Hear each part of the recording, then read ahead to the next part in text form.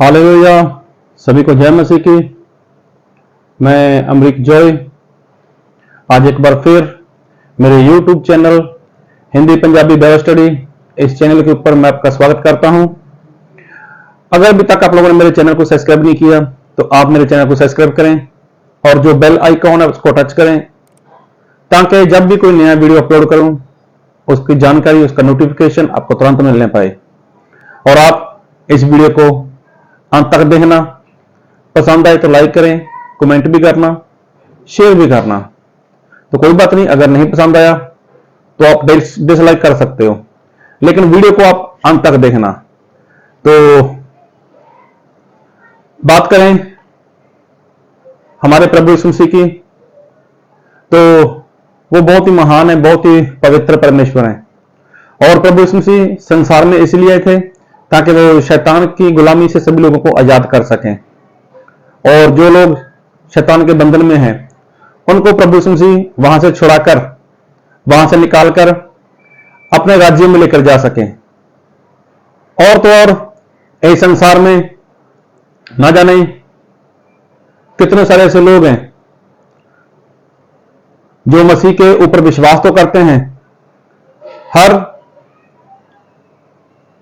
Sunday वो church भी जाते हैं, प्रार्थना भी करते हैं, उपवास भी करते हैं और कभी कभार वो बाइबल भी पढ़ लेते हैं। लेकिन मसीह में तो आ गए, मसीह में आने के बाद अगर देखा जाए तो पिछली बातें उनके दिलो दिमाग में अभी भी दिखाई देती हैं। पिछली बातें जैसे होते परंपरा, जिसको बोलते हैं अंधविश्वास, तो ऐसा आज भी कुछ लोगों के दिमाग में है। आज भी कुछ विश्वासी लोगों के जीवन में दिखाई देता है। और अगर ऐसा कुछ इंसान के अंदर है, अगर वो मसीह में है, तो परमेश्वर उनके जीवन से कभी भी खुश नहीं होने वाले।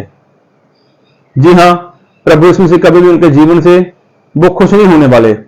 इसलिए आप वचन को बहुत ध्यान से सुनना और इसको समझना ताकि आप इस वीडियो को देखो और पता चले कि परमेश्वर हमें क्या सिखाना चाहते हैं।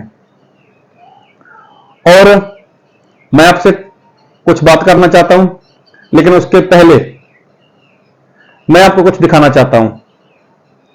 तो जो वीडियो आप देखना और उसके बाद हम चर्चा करते हैं। तो जो वीडियो आपके लिए। 1966 के वक्त वैज्ञानिकों ने एक एक्सपेरिमेंट के तौर पर एक रूम के अंदर 5 बंदरों को रखा, वहाँ एक सीढ़ी रखा और उस पर कुछ केले रख दिए। जैसे एक बंदर उस केले को लेने ऊपर चढ़ा, वैज्ञानिकों ने बच्चे बंदरों पर ठंडा पानी डालना शुरू कर दिया। बंदर नीचे आया, पानी रुका और जब दूसरा बंदर ऊपर चढ़ा तब फिर से ठंडा पानी गिरना शुरू हो गया। अब जैसे ही कोई बंदर सीढ़ी पर चढ़ने की कोशिश करता है, उसे सब बंदर मिलकर मारने लग जाते। वैज्ञानिकों ने उनमें से एक बंदर को निकालकर वहाँ दूसरा बंदर रखा। नए बंदर ने भी ऊपर चढ़ने की कोशिश करी, लेकिन सब मिलकर उसे मारने लगे। नए बंदर को बस इतना समझ में आया कि ऊपर चढ़ने से मार पड़ती है। वैज्ञानिकों ने दूसरा बंदर भी बदला, उसने भी कोशिश करी और उसे भी मार पड़ी। अब एक के बाद एक सारे बंदर बदल दिए गए। वैज्ञानिकों ने पानी बरसाना बंद कर दिया और अब इनमें से किसी को नहीं पता था कि ऊपर चढ़ने से क्या होता है और ऊपर चढ़ने वालों को क्यों मारा जाता है। लेकिन क्योंकि एक परंपरा या रिवाज बन चुका था, इसलिए उनमें से कोई भी बंदर ना ही ऊपर चढ़ना चाहता था और ना ही किसी और को चढ़ने देना चाहता था। तो देखो, अभी आपने वीडियो देखा, इसमें कितना साफ और कितना क्लियर बताया गया है कि कहीं पर कुछ बंदरों को इकट्ठा किया गया था, उनको कहीं पर रख दिया गया। एक सीढ़ी वहां पर थी, सीढ़ी के ऊपर केले रखे हुए थे। तो बंदर को केले बहुत पसंद होते हैं, सभी लोग जानते हैं। लेकिन एक बंदर ने ऐसा किया कि वो केले उठाने के चक्कर में ऊपर जाना चाहता था सीढ़ियों के ऊपर से। लेकिन हुआ क्या, वहां पर उनके ऊपर पानी, ठंडा पानी गिराया गया। अभी जो तो केला उठाने जा रहा है, चलो उसके ऊपर पानी गिरे तो अच्छी बात है, लेकिन जो दूसरे बंदर हैं उनके ऊपर ठंडा पानी गिरा दिया गया। तो अभी वो बंदर नीचे आ गया। तो फिर क्या हुआ, एक बंदर ने और कोशिश की कि ऊपर से जाके केले उठाए और खाए। अभी जब वो ऊपर चढ़ने को जा रहा है तभी ऊपर से पानी फिर गिरा दिया गया, ठंडा पानी सभी के ऊपर। अभी जो बंदर है उनको गुस्सा आ गया, उनको इतना गुस्सा आया कि उसने अपने साथी को पकड़ा और उसको पीटना शुरू कर दिया। अभी कोई और बंदर ऊपर चढ़ने जा रहा था तो सभी ने उसको पकड़ा और पीट दिया। फिर किसी को ऐसा लगा कि मुझे जाकर केले खाने चाहिए, वो ऊपर चढ़ने लगा तो उसको पकड़ा और पीट दिया। इसी तरह से चलता गया। लेकिन हुआ क्या, कुछ समय के बाद वहां से एक बंदर को निकाल दिया और नया बंदर वहां पर रख दिया। जब नया बंदर रखा और नया बंदर अभी देखा उसने कि सीढ़ी के ऊपर केले हैं, तो वो केले उठाने जा रहा है, तो अभी इसको पकड़ा और सभी ने पीट दिया। उसको समझ में नहीं आया कि मुझे क्यों पीटा है। लेकिन हुआ क्या, पुराने बंदरों में से एक बंदर को और उठाया और बाहर निकाल दिया और नया बंदर वहां पर डाल दिया। अभी वो बंदर था तो वो भी केले खाने के लिए जाने वाला था ऊपर। तो जब वो ऊपर जा रहा था सभी ने पकड़ा, सभी ने पीट दिया। अभी कोई पानी पुनी नहीं आ रहा उसके ऊपर, कोई पानी नहीं गिरा रहा। इस तरह से चलते चलते सभी पुराने बंदर वहां से निकाल दिए और नए बंदर वहां पर रख दिए। अभी हुआ क्या कि जब भी कोई बंदर केला उठाने जाता था तो सभी उसको पीट देते थे, सभी पकड़ते थे, उसको अच्छे से पीटते थे। लेकिन सभी को समझ में नहीं था कि ऐसा हमारे साथ क्यों होता है। जो सबसे पहला बंदर आया, अगर उसको पूछने जाओ तो ये क्या बात है, तो वो तो नहीं बता सकता, उसको मालूम ही कुछ नहीं। वो तो ऐसे बोला, जब मैं यहां पर आया था तो मैं केले उठाने गया था तो मुझे पीट दिया। तो मतलब ऐसा ही इंसान करता रहता है। तो जो है तो स्टोरी, लेकिन मसीह लोगों को यहां से सीखने को बहुत कुछ मिलता है। तो आज लोग मसीह में तो आ चुके हैं। मसीह में आने के बाद आज जिस तरह से इंसान को जीवन जीना चाहिए उस तरह से इंसान जीवन नहीं जी रहे।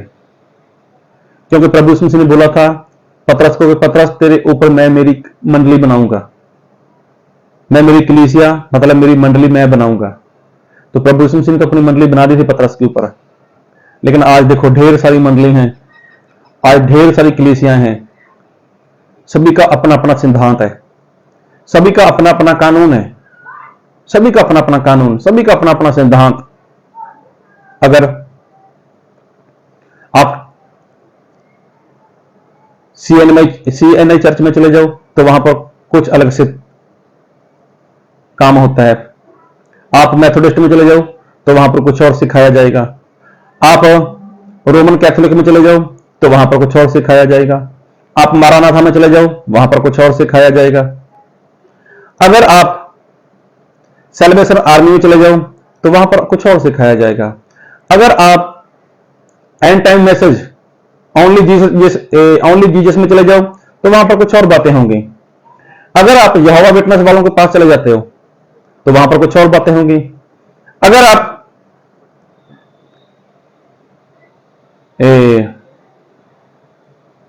मरियम, हाँ, जो उसको मानते हैं उनके पास चले जाओ तो वहां पर कुछ और सिखाया जाएगा। लेकिन अगर आप उनसे पूछो कि ऐसा क्यों है, जो जो आप मानते हो तो ऐसा क्यों मानते हो, तो मेथोडिस्ट वाले आपको उत्तर नहीं दे पाएंगे, सेलिब्रेशन आर्मी वाले आपको उत्तर नहीं दे पाएंगे, सीएनआई वाले, रोमन कैथोलिक वाले, जितने भी लोग हैं सभी आपको उत्तर नहीं दे पाएंगे। क्यों? क्योंकि परंपरा है। हमारे पहले वाले सेवक लोग करते हैं ना, इसलिए हम करते हैं। वो ऐसा करते थे इसलिए हम करते हैं। तो किसी के पास कोई प्रॉपर उत्तर नहीं है।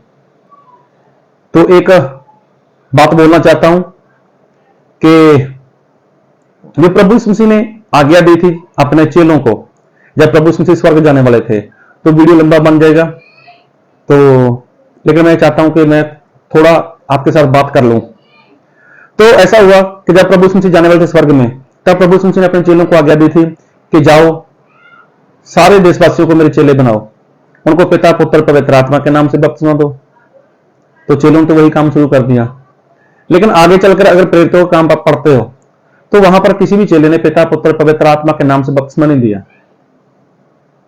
आज जो एंड टाइम मैसेज वाले हैं, जो ओनली जीसस वाले हैं, तो वो उनसे बात करो तो वो यही बोलेंगे तुम्हारा बपतिस्मा यीशु के नाम से होना चाहिए, यीशु के नाम से बपतिस्मा होना चाहिए। सभी लोग ऐसा बोलते हैं। तो मेरा भी कई बार लोगों के साथ मेल मिलाप हुआ है, वैसे भी कई बार चर्चा की उन लोगों ने। तो अगर उनको ऐसा पूछा जाए भाई आप लोग बोलते हो ठीक है, कि जैसा प्रेरितों ने बपतिस्मा दिया वो सही है, लेकिन आप सिखाओ कि जो बात प्रभु यीशु मसीह ने बोली थी, तो वो कुछ नहीं बोल सकते, उनके पास कोई प्रॉपर उत्तर नहीं है। वो ऐसा बोलते हैं, अरे प्रेरितों ने ऐसा किया ना, क्या पतरस की शिक्षा को अपनी मानते? क्या पौलुस की शिक्षा को अपनी मानते? क्या प्रेरितों की शिक्षा को अपनी मानते? मतलब वो न जाने कहां कहां चले जाते हैं। तो मैं इसके ऊपर ज्यादा चर्चा नहीं करना चाहता। ऐसे ही कुछ और लोग हैं जो किसी एक बात को पकड़ कर रखते हैं, किसी एक बात को पकड़ा हुआ है और उनको पूछो ये कैसे हुआ, कहां से हुआ, तो वो बोलेंगे प्रॉपर तो नहीं मालूम, लेकिन ऐसा बोल देते हैं कि हम उससे को फॉलो करते हैं, उसको मानते हैं, जो भी जैसे भी। इसी तरह से अगर बात करें प्रभु भोज की, तो प्रभु यीशु मसीह जब अपने चेलों के साथ प्रभु भोज करने वाले थे, तो वहां पर मैं वचन में से पढ़ूंगा आपके लिए, और पढ़ूंगा आपके लिए मरकुस रचित सुसमाचार उसका 14 अध्याय और उसके 23 वचन से 22 वचन पढ़ूंगा, हाँ थोड़ा क्लियर हो जाएगा। जब वह खा ही रहे थे, उसने रोटी ली और आशीष मांगकर तोड़ी और उन्हें दी और कहा, लो यह मेरी देह है। तो यहां पर प्रभु यीशु मसीह ने रोटी ली, तो रोटी मतलब एक वचन है जी, रोटी ली, रोटियां नहीं, रोटी ली। फिर लिखा है, फिर उसने कटोरा लेकर धन्यवाद किया और उन्हें दिया और उन सब ने उसमें से पिया। देखो क्या लिखा है, फिर प्रभु यीशु मसीह ने एक कटोरा लिया, कटोरा मतलब एक वचन, तो फिर सब ने उसमें से पिया। हां देखो, फिर उसने कटोरा लेकर धन्यवाद किया और उन्हें दिया और उन सब ने उसमें से पिया, उसी में से पिया है कि क्या, कटोरा लेकर। तो पहली बात रोटी एक है, उसके बाद जो कटोरा है जिसमें वो दाखरस पिया ना, तो वहां पर लिखा है सब ने उसी में से पिया। तो क्या आज ऐसा होता है? आज ऐसा नहीं होता। अगर किसी से बात करो फिर बोलेंगे अरे वो है ना इतना बड़ा पास्टर है, तो वो भी तो ऐसा करता है, इतना बड़ा पास्टर है, उसके पास तो हजारों की संख्या है, उसके पास तो लाखों की संख्या है, तो वो लोग तो ऐसे प्रभु भोज करते हैं। इतनी छोटी छोटी शीशी, छोटी छोटी शीशी और छोटी छोटी रोटी, हजारों के हिसाब से, लाखों के हिसाब से, मतलब क्या करते हैं वो लोग, प्रभु भोज लेते हैं। तो बाइबल में क्या ऐसा लिखा है? आप किसको मानते हो? आप किसके पीछे चलते हो? वचन के पीछे या फिर उस बड़े पास्टर के पीछे? तो बाइबल में तो लिखा है रोटी, बाइबल में तो लिखा है कटोरा। तो लेकिन नहीं, अगर किसी को बोलो, किसी ऐसे विश्वासी को, किसी ऐसे सेवक को बोलो, तो वो क्या बोलेगा? अरे वो इतना बड़ा पास्टर है, तो क्या वो गलत करता है? हां वो गलत करता है, वो तो नाश में जाएगा और साथ में ऐसे लोग भी जाएंगे जो उसको फॉलो करते हैं, जो उसकी मानकर चलते हैं। और एक वचन पढ़ूंगा आपके लिए मैं, लूका उसका 22 अध्याय, लूका उसका 22 अध्याय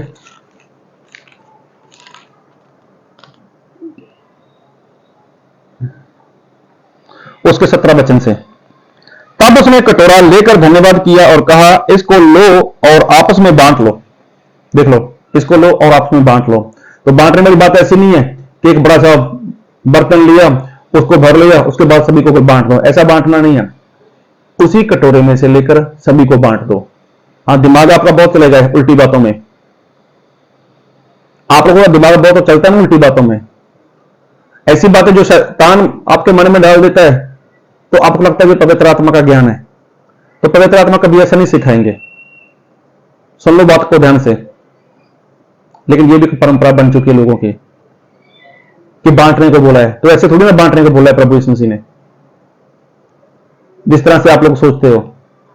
तो क्या प्रभु यीशु मसीह के ने जब जो चेला था पतरस, तो जब पतरस के ऊपर बात प्रकट हुई थी, जब प्रभु यीशु मसीह ने बोला था मैं यरूशलेम में जाऊंगा, वहां पर मुझे ना, उसके पहले जो बात हुई थी, उसके पहले ऐसी बात हुई थी कि प्रभु यीशु मसीह ने बोला कि लोग मेरे विषय में क्या बोलते हैं। तो उन्होंने बोला कोई आपको यूहन्ना बोलता है, कोई क्या बोलता है। प्रभु यीशु मसीह ने बोला कोई बात नहीं, आप क्या बोलते हो? तो पतरस ने बोला कि आप मसीह हो, आप परमेश्वर के पुत्र हो। तो प्रभु यीशु मसीह ने क्या बोला, पतरस ये बात तुझ पर मेरे पिता परमेश्वर ने प्रकट की है। तो देखो पिता ने बात की।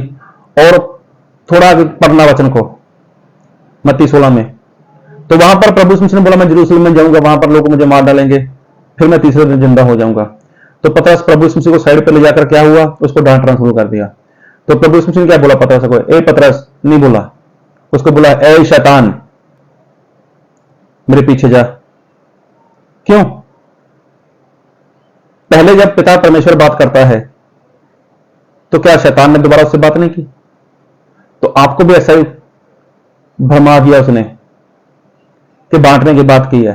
अरे ये वाला वो बांटना नहीं जो आप सोच के बैठे हुए हो, ये वाला वो बांटना नहीं है। तब उसने कटोरा लेकर धन्यवाद किया और कहा इसको लो, इसको लो, हाँ, और आपस में बांट लो, आपस में बांट लो। इतने में नहीं बांटना, एक ही कटोरा लेना है, उसको सभी में बांट देना है। हाँ, अगर आपकी गिनती ज्यादा है, एक अलग से आप ज्यादा प्रभु भोज बना सकते हो, दाल से ज्यादा बना सकते हो, तो उसी कटोरे में आप डाल सकते हो। अगर इसमें कम हो गया, संख्या ज्यादा है, तो इसमें डाल सकते हो। इसमें से लेकर इतना इतना डाल दिया, वो वाली बात नहीं है। तो देखो जो सारी परंपराएं हैं, अगर किसी से बात करो तो वो क्या बोलेंगे, अरे वो ऐसा करता है ना, बड़ा पास्टर है, ज्यादा लोग हैं, ज्यादा ऐसा करते हैं, वैसा करते हैं। तो ऐसे लोगों के लिए प्रभु यीशु मसीह साफ मना करते हैं। प्रभु यीशु मसीह ऐसे लोगों के लिए साफ मना करते हैं कि ऐसे लोग कभी भी वो स्वर्ग नहीं जाने वाले। लेकिन अगर किसी को पूछकर देखो कि भाई, तो उनके पास उत्तर नहीं है। वो बोलेंगे वो बड़े वाला करता है ना, उसकी चर्च में ऐसा होता है ना, उसकी चर्च में वैसा होता है ना। और एक वचन पढ़ूंगा आपके लिए, पहला कुरिन्थियों 10 अध्याय उसका 17 वचन, इसलिए कि एक ही रोटी है तो हम भी जो बहुत हैं एक देह हैं। देखो एक ही रोटी है, आपकी दिमाग की बत्ती क्यों नहीं जलती? क्या आप बाइबल नहीं पढ़ते? या अभी भी आप परंपराओं में, या अभी भी आप अंधविश्वास में चलते हो? आप किसको देखकर चलते हो? पास्टर को, बड़े पास्टर को? बच जाओ ऐसे लोगों से। तो मैं जो स्टोरी आपको बताई ना, वैसा ही हाल हो चुका है आपका। पता कुछ नहीं है, लेकिन वो करता है ना इसलिए करते हैं, वो करता है ना इसलिए करते हैं। सभी को पीटना शुरू कर दिया बंदरों ने। अगर किसी ने पूछा होता क्यों पीटते हो, तो उनके पास कोई उत्तर नहीं था। और एक बात और चलती है, जिस दिन प्रभु भोज करते हैं ना लोग, उस दिन प्रभु भोज के पहले लोग पांव धोते हैं। पांव धोने का भी एक परंपरा बनी हुई है। मैंने देखा कई सेवक लोगों को, अगर सेवक लोग कहीं पर इकट्ठा हो गए तो उनके बीच में ये रस्म चलती है पांव धोने की। तो मैं एक बात पूछना चाहता हूं, पांव क्यों धोते हो आप लोग? किस लिए पांव धोते हो आप लोग? तो प्रभु यीशु मसीह ने पांव क्यों धोए थे? तो प्रभु यीशु मसीह ने पांव धोने का कारण क्या था? प्रभु यीशु मसीह ने यह बताया था कि जो कोई बड़ा होना चाहे वो सबसे छोटा बने। अगर मैं गुरु होकर तुम्हारे पांव धोता हूं तो तुम्हारा भी फर्ज है कि तुम भी पांव धो। तो क्या ऐसा होता है? कौन ऐसा पास्टर है, कौन ऐसा सेवक है जो छोटा होना चाहता है? मुझे तो नहीं लगता। सभी लोग बड़े हैं, छोटा तो कोई है ही नहीं। जब पांव धोगे ना, तब उनकी नम्रता देखना कितनी होती है उनके अंदर, तब कितने वो शांत लगते हैं। पांव धोने के बाद देखना, जब मीटिंग चालू होती है, जब वो लोग इकट्ठा होते हैं, तब देखना, अरे मेरे भाई आधा घंटा पहले प्रभु के पांव धोए थे, तो कहां गया वो? तो प्रभु यीशु मसीह ने नम्रता दिखाई वहां पर कि नम्र हो जाओ। और दूसरी बात, जब प्रभु यीशु मसीह पांव धोते हुए पतरस के पास चले गए, तो पतरस में और प्रभु यीशु मसीह में क्या बात हुई? तो वो देखते हम यूहन्ना रचित सुसमाचार 13 अध्याय उसके 6 वचन से। तब वह शमौन पतरस के पास आया, तब पतरस ने उससे कहा, हे प्रभु, क्या तू मेरे पांव धोता है? यीशु ने उसको उत्तर दिया, जो मैं करता हूं तू उसे अभी नहीं जानता, परंतु इसके बाद समझेगा। पतरस ने उससे कहा, तू मेरे पांव कभी ना धोने पाएगा, यह सुनकर यीशु ने उससे कहा, यदि मैं तुझे ना धोऊं तो मेरे साथ तेरा कुछ भी सांझ नहीं। देखो, प्रभु यीशु मसीह ने बोला कि देख पतरस, अगर मैं तेरे पांव नहीं धोऊंगा तो मेरी और तेरी कोई सांझ नहीं, मतलब तेरा मेरा कोई रिश्ता नहीं रहेगा। देख, तू मेरा गुनहगार है, तूने पाप किया है और मैं तुझे क्षमा करता हूं। तूने मेरा पाप किया है और मैं तुझे क्षमा करता हूं। तो देखो, अगर मैं तुझे ना धोऊं तो मैं तुझे क्षमा नहीं कर पाऊंगा। अगर मैं तुझे क्षमा नहीं कर पाया तो मेरा तेरा कोई संबंध नहीं रहेगा, मेरा तेरा कोई रिश्ता नहीं रहेगा, कोई सांझ नहीं रहेगी। तो ये बात पतरस समझ चुका था। तो पतरस ने बोला, ठीक है प्रभु, आप मुझे सर से लेकर पांव तक धो दो। प्रभु ने बोला, नहीं, जो नहलाया गया है उसको सिवाय पांव धोने के कुछ भी करने की जरूरत नहीं है। तो बात को बहुत ध्यान से सुनो। अगर कोई आपकी गलती करता है, अगर कोई आपका गुनाह करता है, चाहे सेवक हो चाहे विश्वासी हो, अगर जिस इंसान ने आपका पाप किया, जिस इंसान ने आपकी गलती की, तो आपका फर्ज क्या है? आप जाओ, उसके पांव धो दो, उसके पांव धो और उसको लगे कि इसने मुझे सचमुच क्षमा किया है। वो आपके पांव धोए, ये तो कोई बड़ी बात नहीं है। लेकिन प्रभु यीशु मसीह ने ऐसा बोला, अगर मैं ऐसा ना करूं तो तेरी और मेरी सांझ नहीं रहेगी, तेरा और मेरा रिश्ता नहीं रहेगा। तो देखो, अगर कोई ऐसा सेवक है जिसने आपके खिलाफ गलती की, जिसने आपका पाप किया, जिसने आपको दुख पहुंचाया है, तो आप सिर्फ उसी सेवक के पांव धो और उसको बोलो कि मैंने आपको क्षमा किया। ये आपकी नम्रता रहेगी, ये आपका उसके लिए प्रेम रहेगा। लेकिन नहीं, ये तो परंपरा बन चुकी है। आज कहीं भी 2, 4, 5, 10 पास्टर इकट्ठा हो जाएं तो वहां पर एक बड़ी सी कुर्सी लेकर बैठ जाएंगे और आओ भी बैठो, पांव धोते हैं हम। चर्चों में भी ऐसा होता है। तो क्या फायदा है? क्या प्रभु यीशु मसीह ने ऐसा बोला था? एक बात और पूछना चाहता हूं, प्रभु यीशु मसीह के जाने के बाद प्रभु यीशु मसीह के चेलों ने क्या कभी पांव धोए? क्या बाइबल में कहीं पर लिखा मिला आपको कि प्रभु यीशु मसीह के 12 प्रेरितों में से किसी ने एक दूसरे के पांव धोए हों? उसके बाद कलीसिया बढ़ती गई, उसके बाद पौलुस भी आ गई, तो क्या किसी ने पांव धोए? अरे ये सारी परंपराएं हैं, अंधविश्वास है, सभी लोग इसमें फंसे हुए हैं। और कौन से मसीह की बात करते हो आप? हम मसीह को मानते हैं। अरे एक ही रोटी है, एक ही कटोरा है, और पांव कौन धोते हो आप लोग? आप पांव धो लो, आपके अंदर कड़वाहट है। आप पांव धो, आपके अंदर नफरत है। आप पांव धो, आपने सामने वाले को क्षमा नहीं किया हुआ। ये तो परंपरा है आपकी, अंधविश्वास है आपका। क्यों?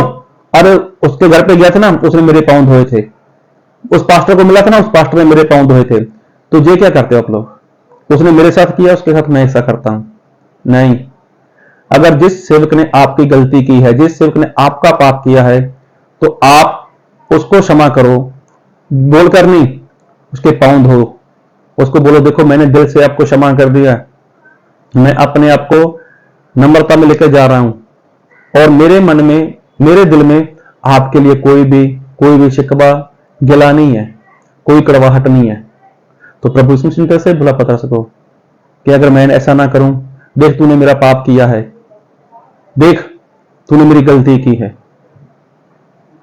तो उसके बाद कभी भी कहीं पर भी ना तो पतरस ने पैर किसी के धोए, और ना ही पतरस के किसी ने पैर धोए, और ना ही कहीं पर ऐसा लिखा है। तो इसलिए ऐसी सारी परंपराओं से, ऐसी सारी रीति रिवाज, ऐसी सारी विधियों से, ऐसे सारे अंधविश्वास से बाहर आ जाओ। अगर बचना चाहते हो, अगर मसीह के पीछे चलना चाहते हो, तो जो सब कुछ छोड़ दो और मसीह के पीछे चलो।